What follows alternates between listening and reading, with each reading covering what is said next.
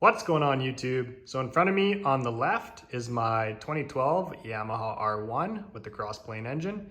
And on the right is my 2012 Aprilia RSV4.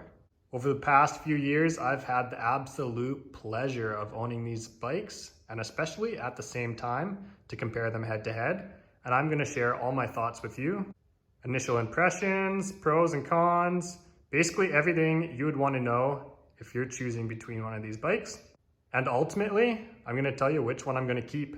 One of these bikes is going up for sale. Both of these bikes are 2012s with the exact same setup. They both have K&N air filters, both have Aprilia exhausts, mid-pipe cat delete on the R1. The butterfly valve is still in the RSV4, but it is tuned to stay wide open with the Aprilia race ECU. And the ECU in the R1 is flashed by Baus Racing. So identical setups. And if you're wondering, the R1 is faster by a long shot. I just drag raced these bikes the other week. If you haven't seen that video, check them out. But the R1 is about a half second faster in the quarter, which is a huge difference. But the Aprilia is not really a drag race bike. It's more set up for the track. And one of the first things you feel when you hop on the Aprilia is just how light and nimble the whole chassis feels. Both of these bikes weigh in right around the same weight, but the R1 feels heavy. It carries its weight very high and awkwardly. It kind of masks its weight once you're rolling. You don't notice it as much, but you do notice it under hard braking applications. The Aprilia, it feels like a 600cc bike with liter bike power. The chassis feels very nimble, very stable. Brake input is way better than the R1. It just handles better all around. I have an 09 R6 here, and it feels almost identical to this bike, chassis-wise. From the seating position, brake input, pretty much everything, your rider position is identical to an R6 if you've ever rode one. The wife rides the R6, and even when she hops on this Aprilia, she agrees it feels identical. So for Aprilia to accomplish that, they raised the rear set. Your rear pegs there are higher from the ground. The seat height is higher from the ground, and you're in a more attack riding position.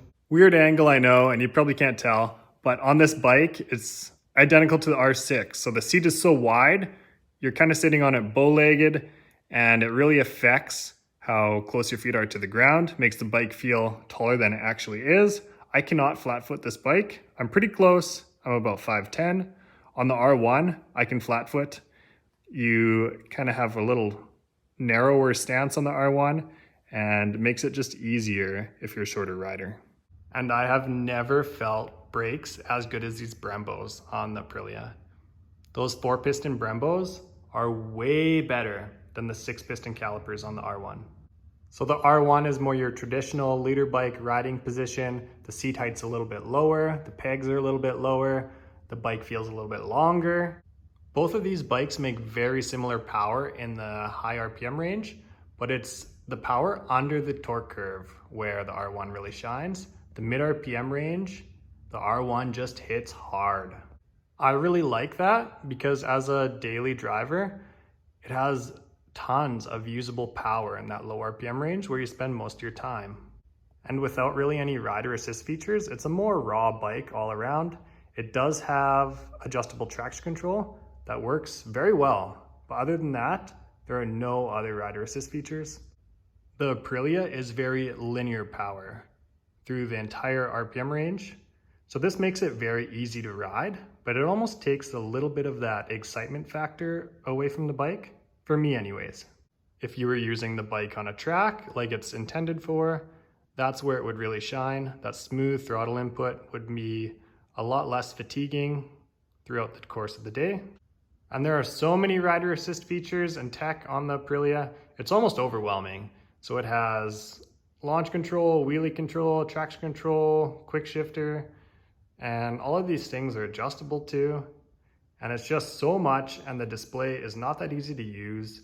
It's very overwhelming for somebody that's not familiar with Aprilia motorcycles, especially if you're used to riding older bikes like my R1. I literally had to Google some of the features of the cluster on the Aprilia. That's how advanced or not advanced their technology is. It's very frustrating and not very user-friendly at all. Going through all the settings and the menus, I literally feel like I'm running a laptop on that Aprilia. Initially buying the Aprilia, I was super excited to try the launch control or wheelie control, all that stuff. But my favorite part about the bike was actually the quick shifter. If you've never rode a bike with a quick shifter, trust me, you're gonna want one after you try it. I liked it so much, I was debating adding a quick shifter to the R1. That's how good it is. The other tech like launch control, does it work? Yeah, I can launch the R1 just as hard though. The wheelie control, does it work? It's pretty invasive if you ask me. I can actually wheelie the R1 better. Maybe I'm just a bit old school that way. If I had more seat time on the Aprilia, maybe it would get better. But I'm just a fan of actually riding the bike, and those rider assist features are pretty intrusive. But it does take some of the guesswork out of riding it. If you're a newer rider or just not super confident, it is easier on that end. And let me tell you right now, if you think you're gonna hop on this bike and just go crank wheelie control up, grab a handful of throttle, dump the clutch, and it's gonna do everything for you, that's just simply not the case. If the wheelie control was that good, like you would see it more in the stunt community, and that's just not the case. You don't see it. I would best describe the electronics on this bike as race first mentality. So even the wheelie control and everything, it's more designed just to keep the front wheel on the ground and how aggressively you want it to keep it on the ground. It's not designed for dank nooners. So just letting you know. If you're used to wheelies or stunting on an older bike with no assist features, you hop on this and it literally feels like you're trying to power through the electronics to get the front end up, if that makes sense. So you're almost fighting the bike if you're stunting it. Definitely not designed for that. All in all, the Aprilia is just an easier bike to hop on and ride. As much as I love the quick shifter on the Aprilia, it does make it very challenging to find neutral. It's very sensitive, trying to pop it from first up to neutral and not engaging second. And that is in direct relation to the quick shifter, I feel like. 100% you're gonna be that guy at the red light, grabbing first, grabbing second, back to first, grabbing second. And you're gonna look like a new rider.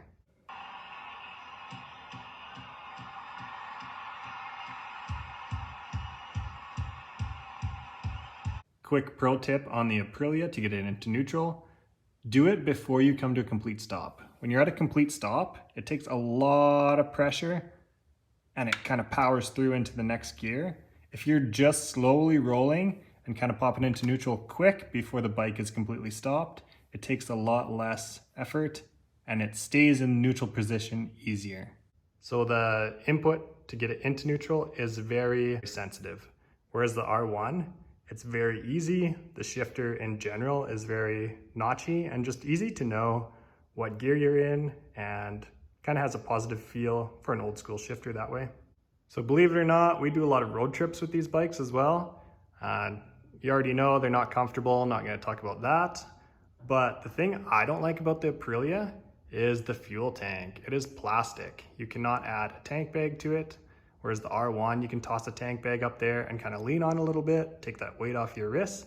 And for me, that is the secret to road trips on a crotch rocket, getting the weight off of those wrists with the tank bag. And I just don't have that option with the Aprilia. And one really goofy thing about Aprilia, worth mentioning, when you fuel this bike up, it always splashes fuel. It pisses me off, something so little. I don't know if it's for emissions or just the shape of this collar. It almost airlocks and pressures up and it always blows fuel out. So you have to feather the nozzle every single time. The R1 does not have this issue. You can just go full bore. And I've tried every angle with the fuel nozzle. Nothing works. Both of these bikes are horrible on fuel. If you want a bike that's good on mileage, you're not looking at these bikes anyways. But it is worth noting, 200 kilometers to a tank, that's stretching it. If you ride them harder, obviously you're not gonna get anywhere close to 200K to a tank, but it is what it is. Still love these bikes. I wouldn't change it for the world. And if you're on a road trip and you wanted to shove a drink in the tail of the bike or anything for that matter, there is absolutely zero storage on the Aprilia. The R1's got a little bit of a booty on her though. She got a trunk back there. So this is the R1, and as you can see, not a ton of space, but I mean, I've shoved water bottles in there before, and it's a decent sized little storage compartment for what it is. And as far as the Aprilia goes, you get nothing. You can kind of wedge your insurance papers in there, and even that's a stretch. So literally no storage, because race bike, right? And it kind of goes without saying, if you ever did want to double somebody, you're not going to want to do it on the Aprilia. The R1's going to be your friend for that. Moving up to rider controls, I really like the setup on the R1. It's simple, everything works, it's easy to use, traction control, all that good stuff here. I really like the triple clamps. Nice design, it doesn't look outdated. The gauge cluster is super bright, easy to read.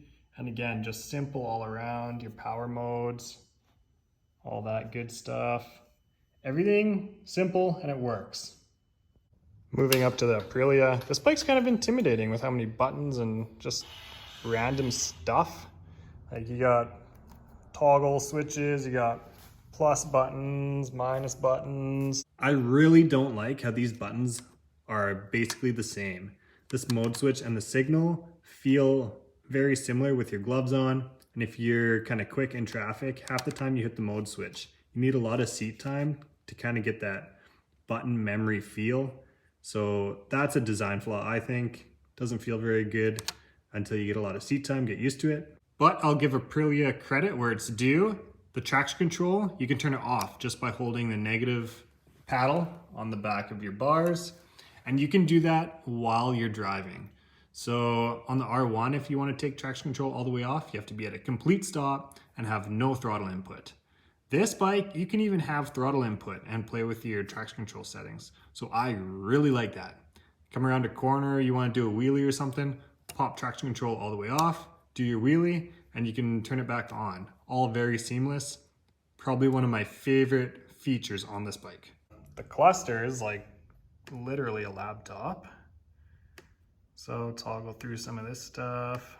And this display, I find, the red backlighting, it's not super easy to see. Like some of these settings are just crazy in this. So you gotta toggle through everything. Oh, launch control, all this stuff, wheelie control. And I recently had this bike at the track. I tried to use launch control with traction control turned off. And I didn't realize once you disable traction control, it disables the launch control as well. So I actually had a situation where I redline dumped it, expecting launch control to kick in. And it was a pretty scary situation. Luckily, I'm an experienced rider, ended up saving it, but yeah, the electronics are not user-friendly. There's traction control on the main menu there. And like there's other hidden little features if you didn't know about them. Holding this button to the side, might only do it when it's running. To arm launch control, you have to go on your main menu. So when the bike is running, hold the start button and it goes to a completely different menu. Like, and nothing's labeled, right? Like that start button, you would think it would just be a start button, but nope.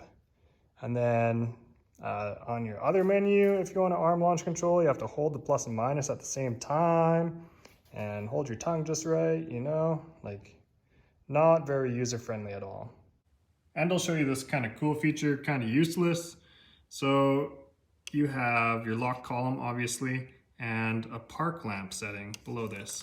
So keys off right now, lock the column, park lamps. So say if you're on the highway or something and you had an emergency, you needed to leave the bike there, you can have your park lamps on all the time. And for me, the whole triple clamp setup here just looks outdated for how new of a bike it is. Very plain, nothing really special about it, and overcomplicated. So win goes to the R1 for gauge cluster simplicity. Now, if you are familiar with these bikes, the R1 and the crossplane engine is notoriously hard to start, and the V4s have a bad rep for being hard to start as well. From my experience, the R1 is way harder starting. From the day I bought this bike, the R1, I've struggled getting it to start for about a full year until I replaced every starting component that it's had. Battery, went with a big lithium-ion battery that's twice the size of the factory one, replaced the starter relay, had some corrosion in it, replaced the starter itself, it was completely cooked, the brushes were worn out, just all around hard bike to start. The Aprilia, it does have a big lithium-ion battery as well, and it does crank for a long time, but it's always started. It's never left me stranded like the R1. There have been a few times where I would crank the R1 over until the battery dies, and it still wouldn't start. And if you've ever tried to bomb start a crossplane engine, it's one of the hardest engines I've ever tried to bomb start. It's doable, but you are working for it. When the starter failed in my R1, I was actually on a road trip about 1,000 kilometers away from home. So you can just picture me every gas station, gotta turn the bike off to open the fuel tank. And every time trying to get it started, I'm running around the fuel station trying to bomb start my bike. Oh, horrible ride home, horrible. I got a lot of attention. People probably thought I was trying to steal this bike. Entertaining anyways.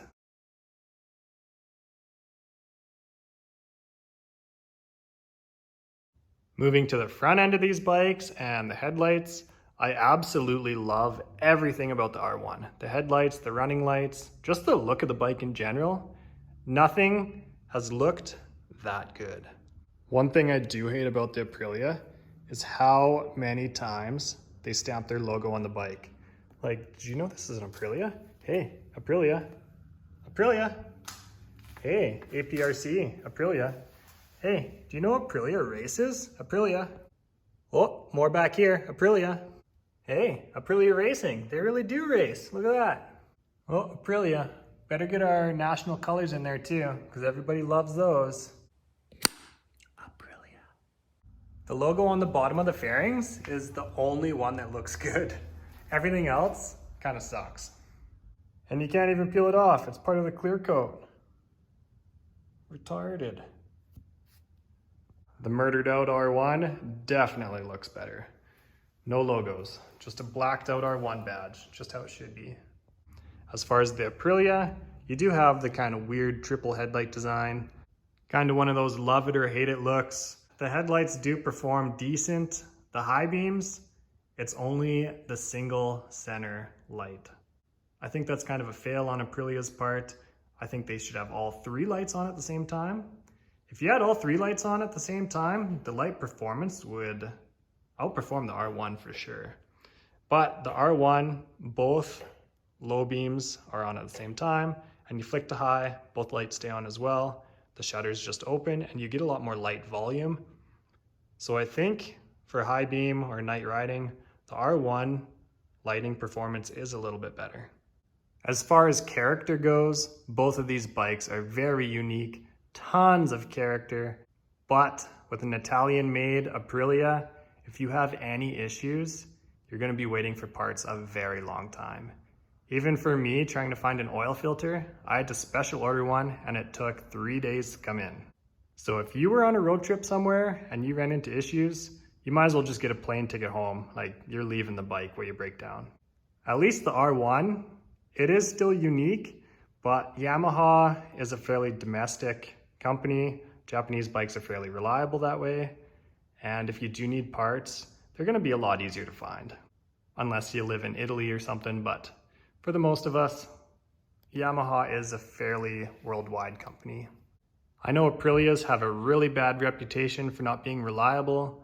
From my experience of this past year, I've had 0 issues with the Aprilia. Now, to be fair, it does have half the kilometers as the R1. The Aprilia is coming in at about 15,000 kilometers. The R1 has almost 33 now. But take that information as you will.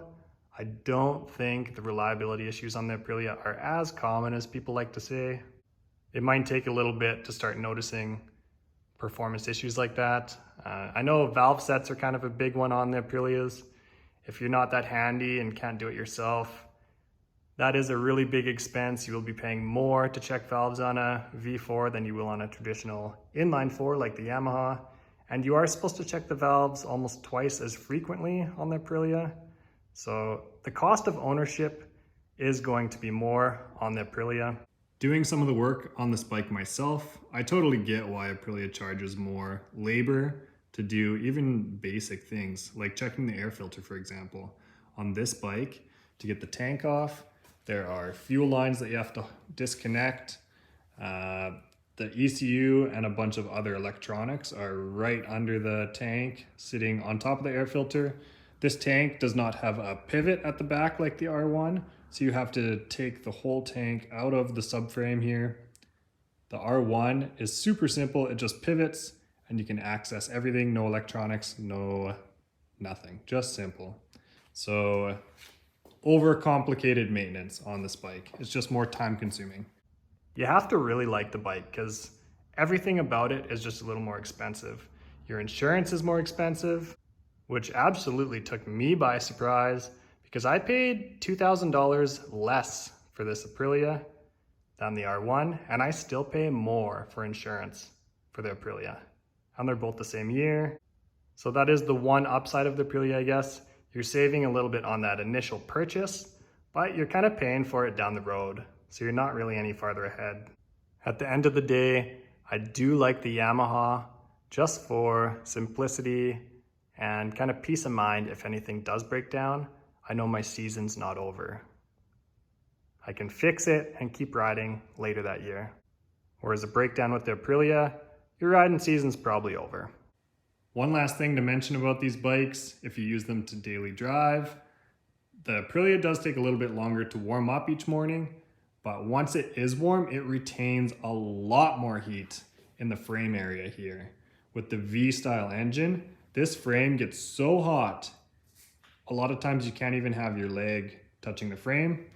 The one benefit I like is on those cold mornings, because I ride right around freezing temperatures sometimes. I can put my hand, kind of grab these handles, and it is an awesome hand warmer. So your legs are going to get cooked on the frame, but under the seat back, there's almost no heat retained in the seat, obviously because the exhaust points out the side. The R1 is almost the opposite. There's really no heat retained in the frame, and it gets a lot of heat under the seat area instead, especially with the stock cat. So do a cat delete and it eliminates all that heat under the rear seat there. If you have a backpack on and say you have clothes in there for a trip, your clothes are gonna stink like exhaust.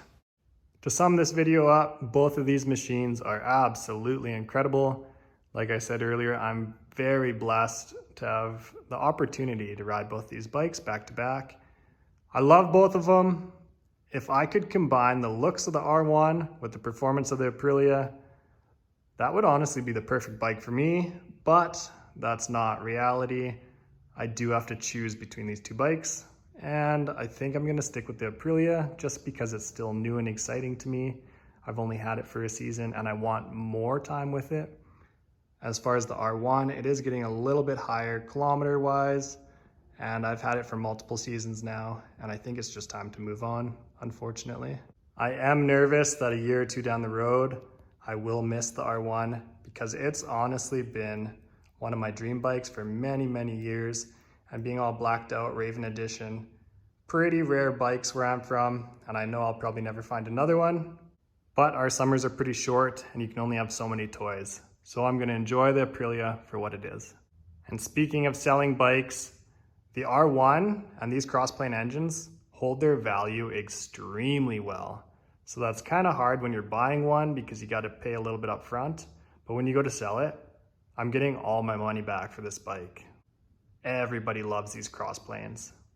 The Aprilia is almost the opposite in that aspect. People are afraid of the reliability long term. So these older ones you can pick up for super cheap.